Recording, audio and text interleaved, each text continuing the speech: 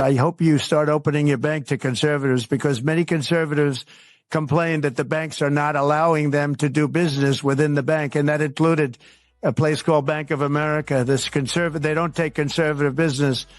And I don't know if the regulators mandated that because of Biden or what, but you and Jamie and everybody, I hope you're going to open your banks to conservatives, because what you're doing is wrong. America, the Justice Department just subpoenaed 3 of the biggest banks in the country, JPMorgan, Bank of America, Wells Fargo, and demanding the one thing that those banks have refused to hand over for years: every customer that they cut off and the written reason for every closure. Every outlet ran the subpoenas as the headline. Almost none of them ran the part that makes the most dangerous for these banks and risky for the prosecutors who filed it. Because the 2 prosecutors running this debanking case are the exact same 2 who ran the last big subpoena play out of the office. That one ended with a federal judge slamming the door shut. I'll give you why this time it's built differently, and the one court filing already sitting on record may be the reason it survives. Jamie Dimond went on national television and said on record that he's been asking the government to change these debanking systems for years.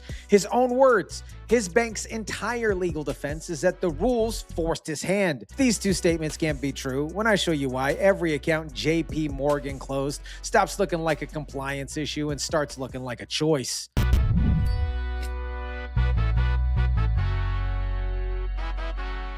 Jamie Dimond and JPMorgan Chase have not denied that Trump and his business affiliates, family members, that they lost these accounts after early 2021. So everyone agrees on the timeline. They just maintain, it must have been for regulatory risk, legal risk, which makes me think President Trump is doing this all for discovery, because right now it's not necessarily a crime to debank someone for political affiliation. What is up, guys? TYSON DELACRUZ here. Thank you so much for rocking with me. Today, June 10th, 2026, the Wall Street Journal reports it first, and the rest of the wires confirm it within hours.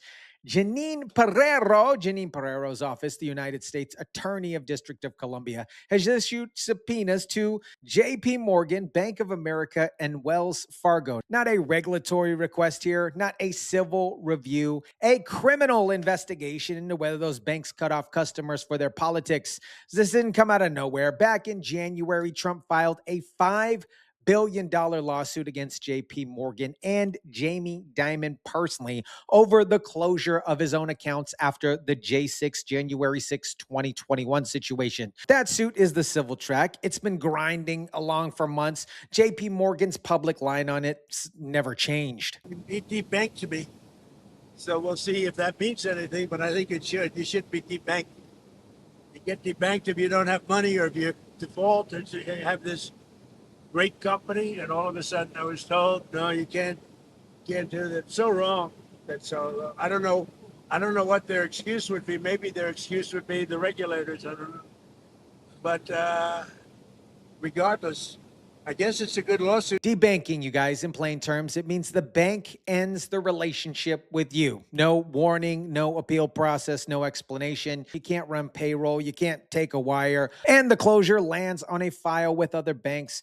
They can pull you up if you try to open up accounts somewhere else. It is a financial, quote unquote, no-fly list, except nobody actually tells you that you're on it. JP's answer to all this has been one sentence repeated everywhere over and over again. It doesn't close accounts for political or religious reasons, only for legal or regulatory risks. That line hit every broadcast. Here's what didn't, though. JPMorgan's own lawyers filed a court declaration from Dan Wilkening, the bank's former chief administrative officer, conceding that in February 2021, the bank told Trump entities that their private bank and commercial bank accounts would be closed. So the bank that says publicly it never closes accounts over politics filed a document admitting it closed accounts for the former president of the United States 7 weeks after the J6 situation, and then refused to put it on document for a reason why of the closure. The gap between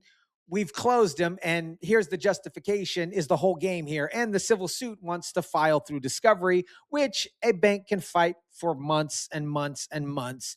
Hold that thought for a minute, because today somebody else just asked for that same file with a very different kind of paper. The part that business desks buried in the headlines Jamie Dimond went on camera and gave an answer no defense attorney would have written for him here. I want to change these rules. I actually applaud the Trump administration who's trying to say the debanking's bad and we should change the rules. Well, damn it, I've been asking to change the rules now for 15 years. So change the rules. And, and that's why a lot of this stuff takes place. It is really customer unfriendly. His bank's defense is the quote unquote, the regulatory risks made us do it. He also says he spent years trying to kill the rules that created the risks because their customers are quote unquote unfriendly. You don't get both. If the rules force the closure, they're a system you don't control. If you've been fighting to change them because you know exactly what they do, then operating under them was a choice that you made with your open eyes. Jamie Dimond's mouth collides with his lawyer's brief, and both my friends are now public. He's not the only one who put this pattern on paper. The federal banking regulatory did as well. No American should be denied access to banking products and services because of political or religious beliefs or lawful business activity. We are currently implementing the President's executive order on guaranteeing fair banking for all Americans by reviewing the activities of the largest national banks and investigating complaints of alleged debanking.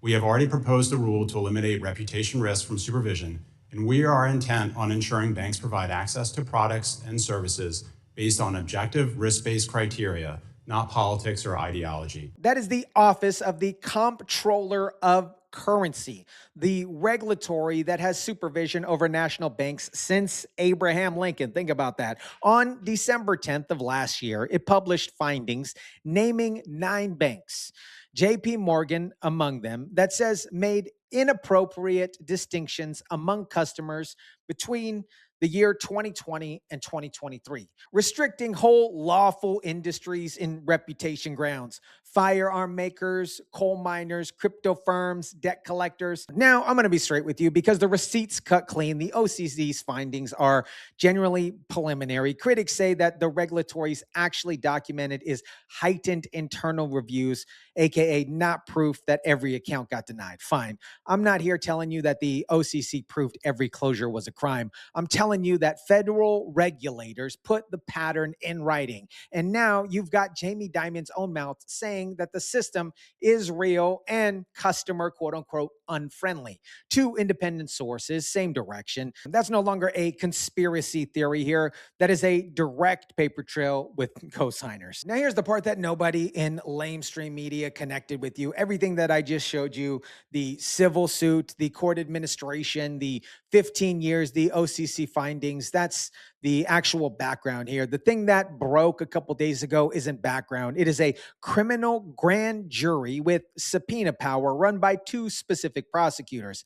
And the last time those 2 prosecutors ran this exact play, it blew up in their faces. That's why I kind of held it until right now. 2 weeks before all of this, Miss Janine Pereiro, was running the most powerful U.S. attorney's office in the country in Washington. As of a few days ago, her office opened a criminal debanking investigation under the Financial Institutions Reform, Recovery, and Enforcement Act. Let me translate that for you because that is a massive mouthful, because it is a load-bearing piece here. The Financial Institution Reform, Recovery, and Enforcement Act is a financial fraud law from 1989 built after the savings and loan collapse to go after fraud and federally insured banks. Prosecutors absolutely love it because it carries a heavy civil money penalty per violation, and the bar to prove it is genuinely low than ordinary criminal fraud cases. The investigation wrapped around it is criminal. The subpoenas demanding the customer's list and written reasons, exactly the file that JPMorgan has been guarding in civil cases. But here's the detail that should make JPMorgan's lawyers and Judge Janine pay very close attention. The 2 prosecutors running this debanking probe are Carlton Davis and Stephen Vander Velden. These are the same 2 who ran Judge Janine's last big subpoena play that targeted the Federal Reserve Chair, Jerome Powell, over the Fed's building renovation situation. You guys remember that. And in March, Chief Judge James Boasberg quashed those subpoenas flatlined him. He wrote that the prosecutors had offered essentially zero evidence of a crime and called the subpoenas a pretext to pressure Powell to lower interest rates and all that situation. By April, Judge Janine dropped the case and she didn't appeal it. So according to Cato, most debanking cases aren't driven by political or religious discrimination themselves. They say that the primary driver is actually government pressure on banks, both directly and indirectly, mainly through federal laws and regulations. The study says that banks are kind of caught between a rock and a hard place here because they're required to monitor customers for suspicious activity, but then they're legally barred in some cases from telling customers why their accounts are closed. And another layer of this, there are different forms of debanking, right? Tell us more about that. Yeah, so Cato broke down 4 different categories of debanking. First, governmental debanking. This is when government agencies directly or indirectly pressure banks to close accounts. So guys, I want you to look at the difference between the Powell case and this one because it's the whole story. Powell got Judge Janine's office, a judge, to write that there was zero evidence. This time, before a single subpoena even went out, one of the targets already filed a sworn document admitting the closures actually happened. The evidence problem that sank the Powell subpoenas back a couple months ago, that thing that the judge hammered them on doesn't start from zero here. It starts from JPMorgan's own filing. That is why orders matter. The civil suit can be fought through discovery for a year or more. The grand jury subpoena under that act that I mentioned earlier is broader, it's faster, and a lot harder to kind of kibosh when there's actual evidence in the foundation. The Powell probe really had nothing. This one walks in the bank's own admission already that has been filed on record. The same prosecutors, the same tool, the same judge, waiting downstream, completely different starting position here. America, the question that nobody wanted to put on screen today is which government official under which administration applied the pressure to produce the closure JP Morgan already admitted to in writing? Because that's the door that opens the civil suit that others can't. Jamie Dimond himself has said previous administration leaned on banks through the legal process. He named subpoenas, he named names. The grand jury is now in a position to ask whose instruction closed which accounts under oath, with the bank's own filings already on file. If that probe produces a name target, it would be the first criminal case in American history built on governmental debanking, not a regulatory fine settlement in a conference room, a name tied to a particular instruction, tied to a closure the bank has already conceded that it happened. This is the same play the DOJ ran on terror financing after 2001. The statute already exists. They aimed it at the document pattern. The law worked. The difference between this and the Powell flameout isn't prosecutors. It is the same prosecutors. The difference is this time, before they asked the first question, the bank had already answered the biggest one in court. Jamie Dimond spent years calling these rules customer unfriendly. His bank says those rules forced the closure of the president's account. Judge Janine's office is now asking, criminally, which rule, which closure, and who made the call? 15 years of complaints is about the rules that close the accounts. That isn't a defense. That's a witness statement, you guys. Let me know what you think about this.